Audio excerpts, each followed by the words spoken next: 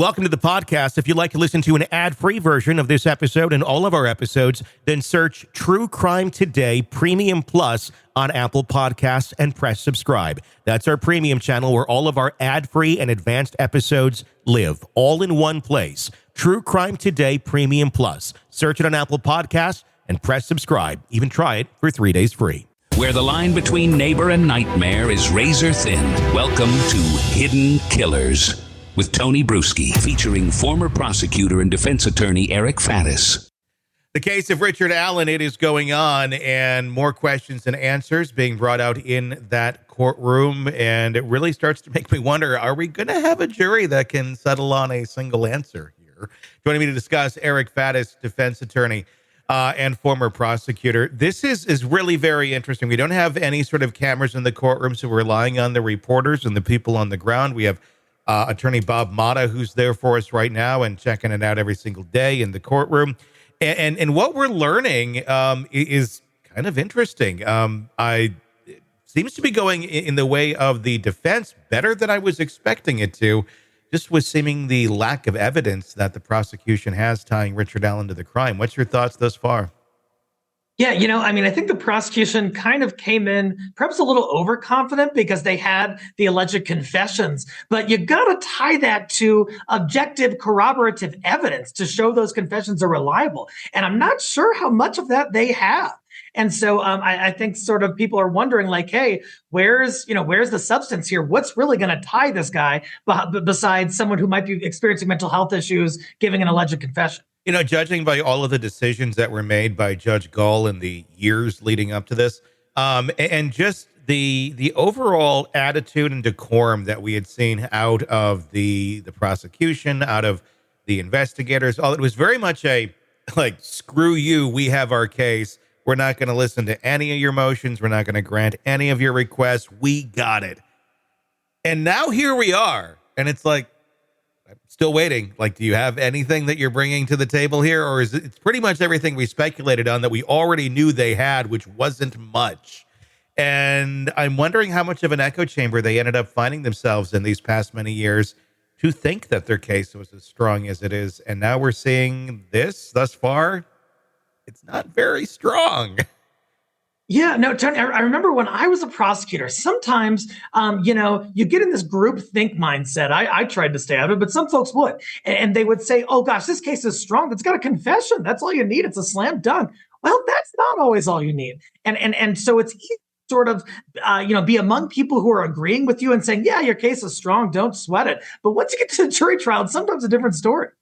What's your take on how the Richard Allen confessions are playing thus far to that jury? We've seen literally a note. It was a reporter tried to recreate what it looked like, and it looked like that of a kindergartner who was confessing to stealing some cookies or something. It was just, the writing was all over the board. It was different sizes. It was on different lines. It didn't really make a lot of sense.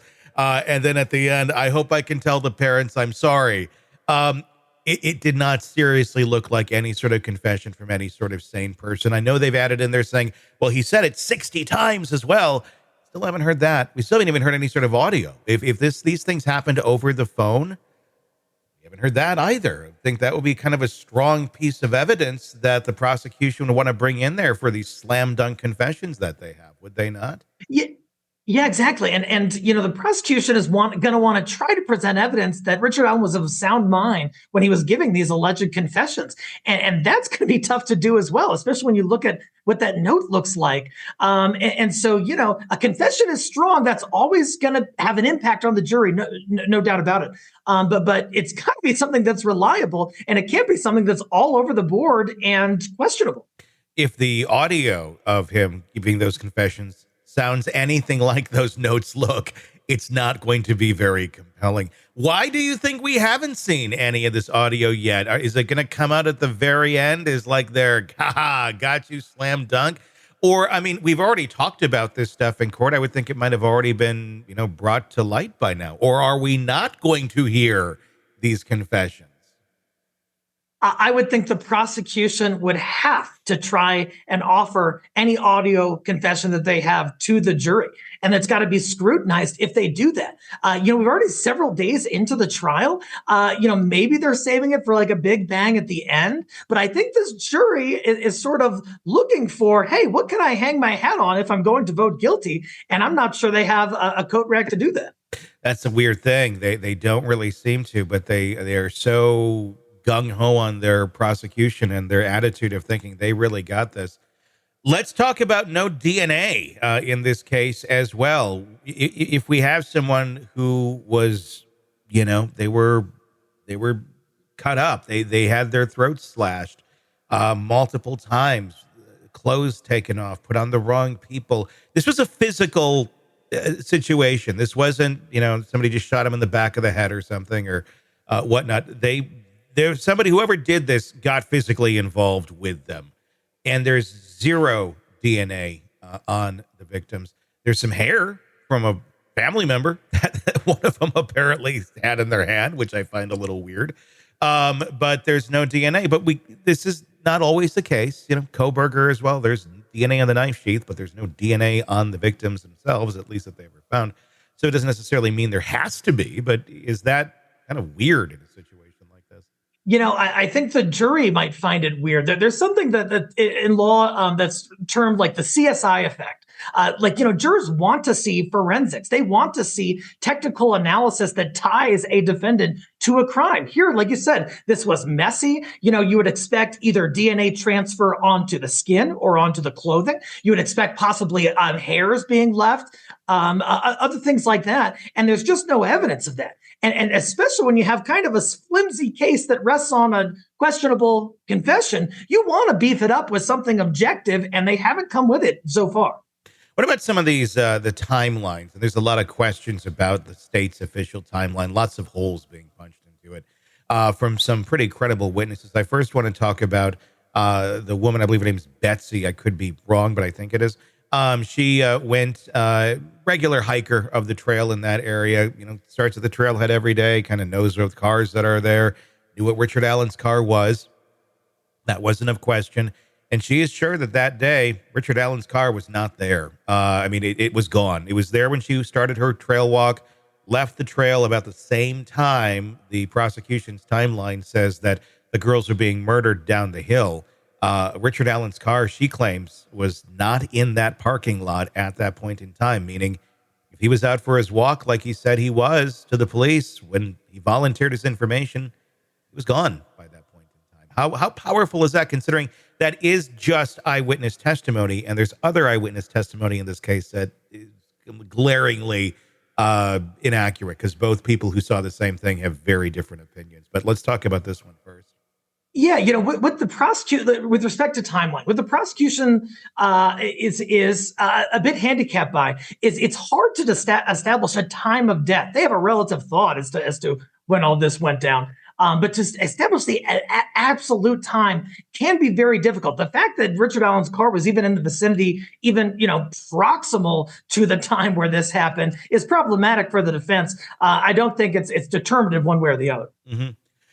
So we have that. I mean, she seems to be a fairly reliable witness. Other aspects of that, the time she says she left the parking lot, security camera shows that's when she left the parking lot. So her testimony seems to check out a bit better than some of the younger girls. There's two girls who are testifying on who they saw on the bridge that day. At the time, they were 16. They're now in their 20s. Keep in mind, this happened in 2017, so quite a ways back. But their description of the individual, very different. And they both saw the same person, which really it pokes a lot of holes into the reliability of eyewitness testimony. But is the jury going to throw the baby out with the bathwater on this one, where these two seem to be fairly off in their recollection of who this was, when you have another woman over here that seems to be fairly accurate, according to even timestamps by other sources, but it certainly does put a little bit of fog into the air on just the idea of timelines or eyewitness accounts. Oh, yeah. I mean, eyewitness accounts are so overrated, in my opinion, because it's so easy to get something wrong, to misremember to misperceive, to forget something, to inartfully state something, especially when we're talking about years and years later, somebody you saw and what they look like. And so I think that only inures to the benefit of the defense, because the prosecution is going to want some consistencies in terms of what their prosecution witnesses are saying. And there has been a lack of that, at least among some of these witnesses with respect to this eyewitness description. Yeah, that's going to be fascinating to see how that all weighs in the mind of the jury. It's exciting that the jurors can actually ask questions in this trial. Can you explain how that works? Because we don't see that in a lot of other jurisdictions. The fact that they can raise their own questions. Yeah, it's actually big in Colorado where I practice, although I know it's not. It doesn't happen in other jurisdictions. So it's great because as attorneys and judges and members of the legal institution, we're thinking about it one specific way, whereas the juror might pick up on something that we didn't even think about that is really critical to the determination of the case. So I think it's so helpful to have those jurors relay their insights, ask their own questions, because it can really blow a case wide open. When they ask their questions, do they always get answered? I mean, is it like, juror has a question, you better have some sort of answer for this? It depends. In Colorado, the question itself has to comport with the rules of evidence before it will be asked of a witness. But then it is posed to the witness, and the witness, does their best to try to answer it. And if there's follow-up questions in Colorado, the jury can ask follow-up questions. So sometimes it is a rather involved colloquy between the jurors and the witness. How interesting. More places should do that. I love that. I love that exists here. Let's talk about the devices, the digital footprint of Richard Allen, or lack thereof, because they went into his house. They took 23 devices from Allen's home. And as we've seen in pretty much every case, there's usually some sort of digital footprint going on here, something that shows some sort of premeditation, planning, interest, something of the sort in whatever it is the crime that's being talked about. They went through the 23 devices. They got nothing. There is no, all they can say. The only statement of any impact that the prosecution has is he doesn't have his phone from 2017. Who does? Is my next question. Yeah, no, it's a reasonable question. And, in our modern era, if someone was going to brutally, slice up and slaughter two young little girls, you'd imagine that there's some kind of motive. There's some reason why they're going to do it. And oftentimes there are internet searches that are corroborative of this motive that say, how do I hide a body? Yeah. Or, where would I find little girls? Stuff like that. There's just none of that to kind of back up what the prosecution is saying Richard Allen did in the devices. That'd be a fucking weird search to put here. Where do I find little girl? That's going to get you flagged. Yeah, that's going to get this video flagged. Just that statement. Yeah, but let's hope not. But no, I mean, you would think there would be, but there's absolutely nothing there. I'm kind of surprised. I mean, I really am. I was hoping maybe we had this all wrong. Almost like everybody at the beginning of the Kohberger case, before they even found Kohberger, where it's like, we're criticizing everything. They must be doing, maybe there's something behind the scenes that makes more sense here. They're proving to be just as incompetent as they seem to be all along. I guess I shouldn't be surprised by this, but we're just not seeing a whole lot here that really seems to get to an answer of Richard Allen being the person at that scene. I mean, even the bullet we look at, that was like their smoking gun. There's this stray bullet that was found at the crime scene. Yeah, and now we learn it was after all of the officers combed the scene who could also have the exact same type of bullet for their weapons as well. Let's see here. You got 30, 40 officers walking through a scene and stray bullets on the ground. What on earth makes you think it goes back to the one guy who was out here earlier that it fell from his gun when a gun wasn't even used in the crime? Right, unless they wanted it to have that impression that it went back to Richard Allen. They don't have DNA, they don't have digital forensics, and so, gosh, let's kind of beef up our case. Let's put our finger on the scales a little bit and drop this bullet here that should be related to the suspect's gun to make it seem like we have a better case than we do. I'm not saying that's exactly what happened, but defense is certainly going to argue. Well, the science behind, it cycled through his gun, I would argue it could probably have cycled through any of the guns. Or a good chunk of them that would have been carried through that scene by those officers that day. because it's just not that real, and it's an unspent bullet too, which makes it even less. There was less impact of it on the actual weapon itself. Right, in a stabbing case. That's all. In a stabbing case, yes. And there's no gun in the video. There's no, and frankly, the man doesn't even really look like Richard Allen from what we can tell, or Cy. I mean, it just doesn't add up. I mean, I'm even more baffled now at the charges that were made against Richard Allen. Again, I'm feeling like this all goes back to somebody screwed something up. We had to cover that up, then they covered that up, and they covered and it just turned into this, and they got this guy. Now what do we do? Let's go forward, everybody. See what could possibly go wrong. A lot could go wrong. Yeah, totally. And Tony, I mean, the community there has 2 dead little girls. There's a lot of pressure on law enforcement to come up with some conclusion to hold a person accountable. They think they got the right person, and maybe they got so pot committed that now they feel too embarrassed to relent. And perhaps that's a piece of what's happened. It's so sad, but I think, that motivates so many people, just not wanting to be wrong, not wanting to be accountable for their actions. But in reality, them not wanting to be wrong, the hurt, the pain, the trauma that just continues to inflict on the families of those little girls that have now been gone since 2017. I mean, they'd be young adults by now. And their parents are sitting there thinking every day, what would have been? Yeah, what would have been had this been actually investigated properly? There's a thought. I think we would be in a very different place, and I think Richard Allen would probably still be working at CVS. Welcome to the podcast. If you'd like to listen to an ad-free version of this episode and all of our episodes, then search True Crime Today Premium Plus on Apple Podcasts and press subscribe. That's our premium channel where all of our ad-free and advanced episodes live, all in one place. True Crime Today Premium Plus. Search it on Apple Podcasts and press subscribe. Even try it for 3 days free. You're in the thick of a true crime saga, every detail sinking in. And then, wham, a commercial about something you couldn't care less about. It's like being served a microwaved dinner at a 5-star restaurant. But it doesn't have to be this way.